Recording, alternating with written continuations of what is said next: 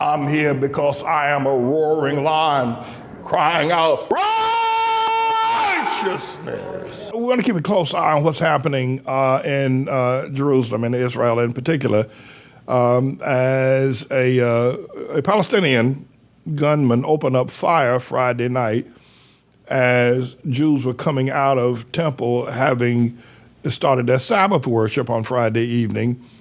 And I think 7 worshipers were killed right there in front of the worship center, and a few others were wounded. And the following down Saturday, a 14-year-old Palestinian boy opened fire as well.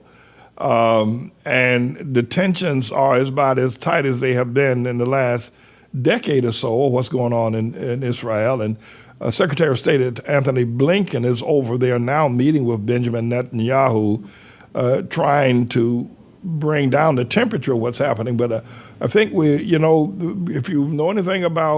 understand anything about the Middle East, Palestinians and Jews have been at war with one another since David Ben-Gurion marched in there back in 1948. There have been several wars, and the Yom Kippur War, the Six-Day War. Then there have been several intifadas, and there have been incursions into Gaza, and then there have been, if you will, a series of bombings back in the 80s and 90s, of suicide bombings of restaurants and buses, and blood strewn all over everywhere in Jerusalem. And so it's important for us, in terms of keeping an eye on the tribulation, that we also keep an eye on what's happening in the Middle East in addition to what's happening here. And we're going to look at some pretty explosive things getting ready to happen here in America as well, with the indictment of Tribulation Trump, which will be coming up probably either first out of Fannie Willis down in Atlanta, Georgia, or Alvin Bragg here in New York City, or potentially Merrick Garland's probably going to be a little bit more coy and cautious before he offers Jack Smith, makes his recommendation to indict Trump on a large number of things, including the Brad Rassenberry Secretary of State of Georgia phone call, and also his ties to the January 6th event, and the, if you will, documents found at Mar-a-Lago going back in August of last year.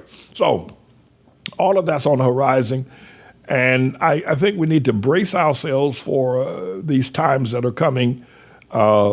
They're going to be very difficult. And then coward Kevin McCarthy, is declaring he's not going to raise the debt ceiling, and America perhaps could go into default. Personally, I don't think it's going to happen, but I think they're going right up to the brink. And because there's going to be such saber rattling between the two, is that the economy is going to start teetering. And listen, price of food is still high. Price of gas has gone down because people stopped driving. And stop using, so the oil magnates and the oil barons and devils decide to lower the price of oil, gasoline, but the price of food is still high and getting higher.